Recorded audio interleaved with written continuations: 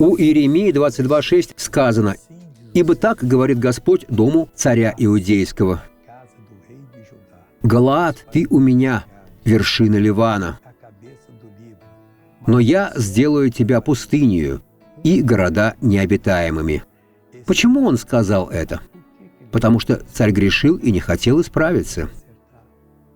Глупец, он противился Богу и умер.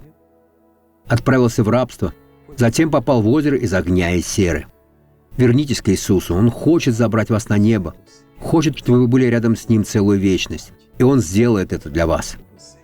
Посмотрите это свидетельство. Я страдала от боли в левой ноге. Колени. Да. Уже как долго? У меня болела стопа. Стопа тоже. Да, тоже. Как вы ходили до молитвы? С трудом. Я не могла ходить. Покажите, как вы ходили раньше. Покажите, как вы ходили до молитвы. Очень медленно. Раньше было так. Так медленно. Раньше было так. Теперь идите нормально. Идите нормально. Посмотрите. Посмотрите на нее. Идите, сестра. Вы уже можете даже бегать. Вы можете бегать. Аллилуйя! Помолимся, Отец. Я молюсь за всех, кто молится со мной, кто нуждается в избавлении. Я говорю: зло, выйди из этих людей, убирайся. Больше не угнетай.